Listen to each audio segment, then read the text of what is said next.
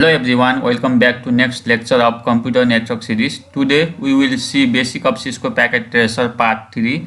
In part 3 we will mainly focus on hub. Now we will see the outcomes of today's session. In today's session we will know the basic of Cisco Packet Tracer, know about the hub, and we will simulate a LAN using a hub. Now we will going to see what is hub. Hub is also known as a network hub. It works at the physical layer of OSI model, and we will know that OSI model have 7 layers and hubs work at the physical layer. That means first layer. Hub is used to set up a LAN. LAN means it is restricted to while small in geographical area. Maybe it is office network or school network. If you want to connect some devices in LAN, we need a central device like hub or switch. If we want to connect some devices using hub, we need that device with multiple ports. So hub has multiple ports. Now we will see a small example. Now you see that is a hub and it has multiple ports. It has 16 ports, so we can connect here 16 devices. In star topology, there will be a central administration like hub or switch. This is used to connect all the devices, so it comes under star topology. Now we will going to know about working principle of hub. When a packet arrives at one port, it is copied to all other ports so that all segments of the LAN can see all packets. Now you can see there are 4 ports in a hub, so that 4 computers are connected to the hub. If a PCA want to sending a packet in one port, then the hub receive that data and copy in all remaining 3 ports of hub. That is the working principle of hub. आजको यस भिडियोमा हामीले Cisco packet ट्रेसरमा एउटा हबलाई प्रयोग गरेर कसरी local area network create गर्न सकिन्छ भन्ने कुराहरू सिक्न गइरहेका छौं। त्यसको लागि हामीले सिस्को प्याकेट ट्रेसरलाई ओपन गर्न पर्ने हुन्छ। मैले यहाँ सिस्को प्याकेट ट्रेसरलाई ओपन गरे। सिस्को प्याकेट ट्रेसरलाई ओपन गरिसकेपछि तपाईको सामु यस्तो इन्टरफेस देखा पर्छ। अब हामीले एउटा हबलाई प्रयोग गरेर लोकल एरिया नेटवर्क क्रिएट गर्न पर्ने हुन्छ। त्यसको लागि हामीले यहाँ एउटा हबलाई सिलेक्ट गर्ने छौं। जस्ट हामी यहाँ हब सेक्सनमा जाने छौं। तपाईले यहाँ देख्न सक्नुहुनेछ हब सेक्सन। अब यहाँ 3टा हबहरु देखाइएको छ। जस्ट मैले पहिलो हबमा क्लिक गरे र माथि गएर वर्क स्पेसमा क्लिक गर्ने छु। तपाईले देख्न सक्नुहुनेछ हाम्रो वर्क स्पेसमा हब आइसकेको छ। अब हामीले जस्ट वर्क स्पेसमा रहेको हबमा क्लिक गर्ने छौं। अब तपाईले यहाँ देख्न सक्नुहुनेछ यो हबमा 6 वटा पोर्टहरु रहेका छन्। 1 2 3 4 5 6। यसको मतलब यो हबमा हामीले 6 वटा डिभाइसेसहरुलाई कनेक्ट गर्न सक्छौं। सो यसलाई मैले यहाँ देखि मिनिमाइज गरे। अब यो हबमा हामीले 6 वटा डिभाइसहरु कनेक्ट गर्न पर्ने हुन्छ। त्यसैले मैले यहाँ 6 वटा कम्प्युटरहरुलाई कनेक्ट गर्न गइरहेको छु। त्यसको लागि हामीले यहाँ रहेको इन डिभाइसेसमा क्लिक गर्ने छौं। इन डिभाइसेसमा क्लिक गरिसकेपछि तपाईको सामु विभिन्न किसिमका इन डिभाइसको अप्सनहरु देखा पर्छन्। मैले जस्ट पहिलो अप्सनमा गएर पीसी मा क्लिक गर्ने छु। तर डाइरेक्ट पहिलो अप्सनमा क्लिक गरेर चुज गर्दाखेरि पटक पटक हामीलाई त्यही कुराहरु गरिराख्न पर्ने हुन्छ जुन मैले तपाईलाई पछिल्लो भिडियोमा पनि भनेको थिएँ। त्यसैले हामीले पीसी मा क्लिक गर्दाखेरि कन्ट्रोल बटनलाई पनि प्रेस गर्ने छौं र पीसी मा क्लिक गर्ने छौं। त्यसपछि हामीलाई जतिवटा पीसी चाहिएको छ वर्क स्पेसमा गएर त्यति ठाउँमा हामीले क्लिक गर्ने छौं। 1 2 3 4 5 6। अब हामीले 6 वटा पीसीहरु यहाँ राखिसकेका छौं। यसो गर्दाखेरि हामीले कन्ट्रोल बटन सँगसँगै यहाँ प्रेस गर्न पर्ने हुन्छ। जस्ट अब मैले यहाँ देखि सिलेक्ट बटनलाई चुज गरे। अब हामीले यहाँ एउटा हब र 6 वटा पीसीहरु सिलेक्ट गरिसकेका छौं। अब हामीले यिनीहरुको बीचमा कनेक्सन गर्न पर्ने हुन्छ। त्यसको लागि हामीले वायर चुज गर्न पर्ने हुन्छ। जस्ट हामीले कनेक्सनको अप्सनमा जाने छौं। कनेक्सनको अप्सनमा गइसकेपछि तपाईले यहाँ विभिन्न किसिमका वायरहरु देख्न सक्नुहुनेछ। अब वायरहरु चुज गर्दाखेरि हामीले विशेष ध्यान दिनुपर्ने हुन्छ। यो भन्दा पहिलाको भिडियोमा हामीले पियर टु पियर कनेक्सन गरेका थियौं जसमा हाम्रो डिभाइसेसहरु सेम। त्यसैले हामीले त्यहाँ कपर क्रस ओभर वायरको युज गरेका थियौं। तर यहाँ केस अलि डिफरेन्ट रहेको छ। हाम्रो डिभाइसहरु यहाँ डिफरेन्ट रहेका छन्। तपाईहरुले यहाँ देख्न सक्नुहुनेछ हाम्रो यहाँ डिभाइसहरु डिफरेन्ट रहेका छन्। यदि हाम्रो डिभाइसहरु डिफरेन्ट छन् भनेपछि हामीले कपर स्ट्रेट थ्रु वायरको युज गर्ने छौं। जस्ट यो वायरलाई हामीले यहाँ देखि सिलेक्ट गर्ने छौं। अब जस्ट हामी पहिलो पीसीमा क्लिक गर्ने छौं। पहिलो पीसीको फास्ट इथरनेट सँग हामीले हबको फास्ट इथरनेट 0 लाई कनेक्ट गर्ने छौं। त्यसैगरी हामीले यहाँ फेरि यो वायरलाई चुज गर्न पर्ने हुन्छ। यो भन्दा सजिलो हामी कन्ट्रोल बटन सँगै वायरलाई चुज गर्ने छौं र दोस्रो पीसीको फास्ट इथरनेट सँग हामीले हबको फास्ट इथरनेट 1 लाई कनेक्ट गर्ने छौं। त्यस्तैगरी हामीले तेस्रो पीसीको फास्ट इथरनेट सँग हबको फास्ट इथरनेट 2 लाई कनेक्ट गर्ने छौं। त्यसैगरी हामीले चौथो पीसीको फास्ट इथरनेट सँग हबको फास्ट इथरनेट 3 लाई कनेक्ट गर्ने छौं। त्यसैगरी पाँचौं पीसीको फास्ट इथरनेट सँग हामीले हबको फास्ट इथरनेट 4 लाई कनेक्ट गर्ने छौं। त्यस्तैगरी छैठौं पीसीको फास्ट इथरनेट सँग हामीले हबको फास्ट इथरनेट 5 लाई कनेक्ट गर्नेछौँ। अब हामीले यहाँ सबै पीसी लाई हबसँग कनेक्ट गरिसकेका छौँ। यहाँदेखि तपाईले यसरी यसलाई मिलाउन सक्नुहुनेछ। अब तपाईले यहाँ देख्न सक्नुहुनेछ हामीले एउटा लोकल एरिया नेटवर्कलाई इस्टाब्लिश गरिसकेका छौँ। अब तपाईले यहाँ देख्न सक्नुहुनेछ हाम्रो हबको 6 वटा पोर्टहरुमा हाम्रो 6 वटा पीसीहरु कनेक्ट भइसकेका छन्। तपाईहरुले यहाँ हबसँग 6 वटा पीसीहरु कनेक्ट भइसकेको देख्न सक्नुहुनेछ। यिनीहरूलाई कनेक्ट गर्ने वायरमा ग्रीन कलर पनि देख्न सक्नुहुनेछ। यसको मतलब यिनीहरू एक आपसमा डाटा कम्युनिकेसन गर्नको लागि रेडी छन् भन्ने बुझ्नु पर्ने हुन्छ। यदि तपाईले यो हबमा जस्ट क्लिक गर्नुभयो भने तपाईको सामु यस्तो इन्टरफेस देखा पर्छ। अब तपाईले यहाँ देख्न सक्नुहुनेछ 6 वटा पोर्टको साइडमा एउटा अन अफ बटन रहेको छ। अहिले यो बटन अन रहेको छ, त्यसैले हबमा कनेक्टेड रहेको वायरमा तपाईले ग्रीन कलर देख्न सक्नुहुनेछ। यदि यो बटनलाई हामीले यहाँदेखि अफ गर्यौं भने यो ग्रीन कलर तपाईले हटेको देख्न सक्नुहुनेछ। अहिले रेड कलर आइरहेको छ। यदि यो बटनलाई हामीले अन गर्यौं भने फेरि यहाँ ग्रीन कलर आउनेछ। यसै तपाईले यहाँदेखि पनि हबलाई अन अफ गर्न सक्नुहुनेछ। यसलाई मैले अब यहाँदेखि मिनिमाइज गर्दिए।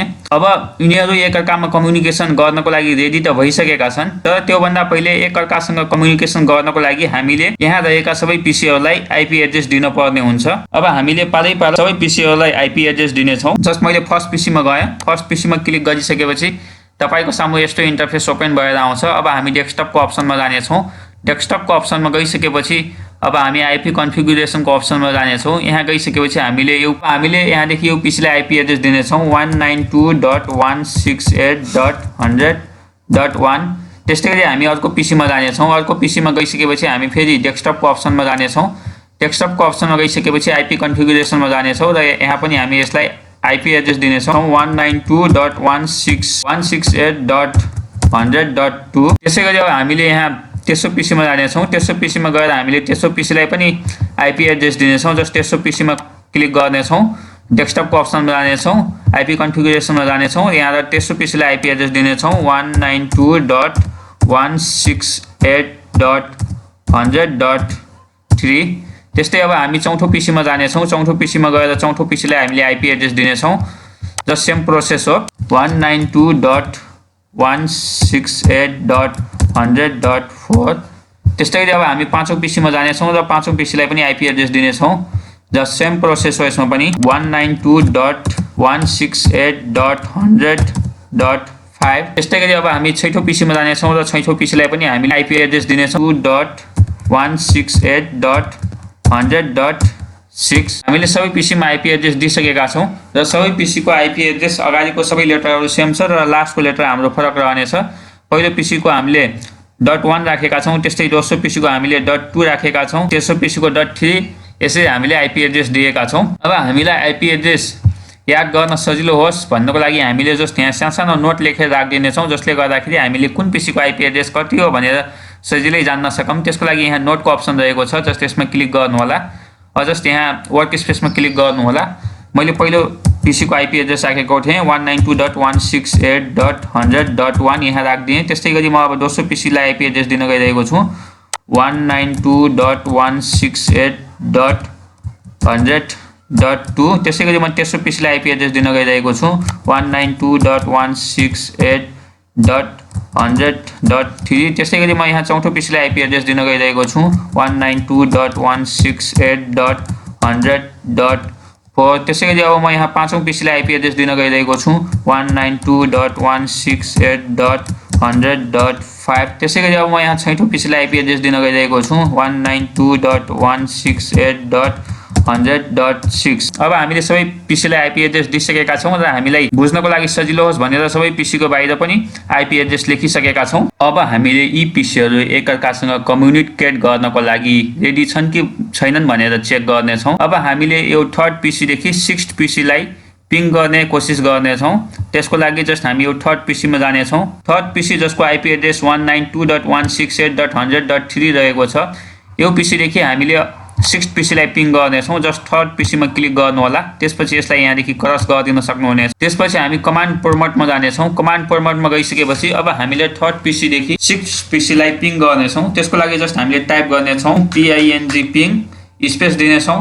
अब हामीले यहाँ डेस्टिनेसन पीसी को आईपी एड्रेस राख्न पर्ने हुन्छ। डेस्टिनेसन पीसी हाम्रो सिक्स्थ पीसी रहेको छ। त्यसको आईपी एड्रेस 192.168.100.6 भनेर राख्ने छौं र इन्टर गरिदिने छौं।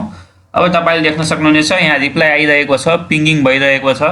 अब तपाईले यहाँ देख्न सक्नुहुनेछ हामीले यहाँ 4 वटा प्याकेट सेन्ड गरेका थियौं। यसले 4 वटा प्याकेट रिसिभ गर्यो र एउटा पनि हाम्रो प्याकेट लस हुन पाएन। यसको मतलब हामीले 100% प्याकेट सेन्ड गरिसकेका छौं। यसलाई मैले यहाँदेखि मिनिमाइज गर्दिए। हामीले एउटा ल्यान इस्टाब्लिश गरिसकेका छौं। अब हामीले हबको वर्किङ प्रिन्सिपल बुझ्नको लागि हामीले रियल टाइम मोड देखि सिमुलेसन मोडमा जानुपर्ने हुन्छ।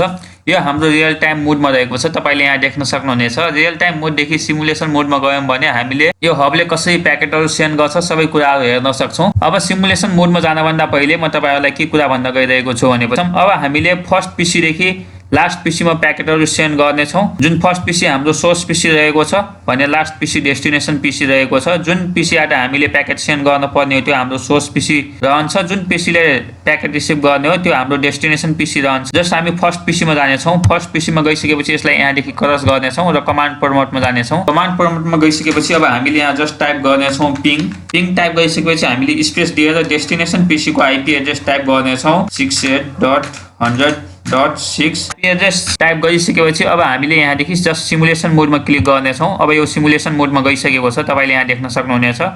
जस्ट हामी फेरि फर्स्ट पीसी मा क्लिक गर्ने छौं र यसलाई यहाँ देखि इन्टर गरिदिने छौं। इन्टर गरिसकेपछि तपाईले देख्न सक्नुहुन्छ यहाँ पिंगिङ भनेर लेखिरहेको छ।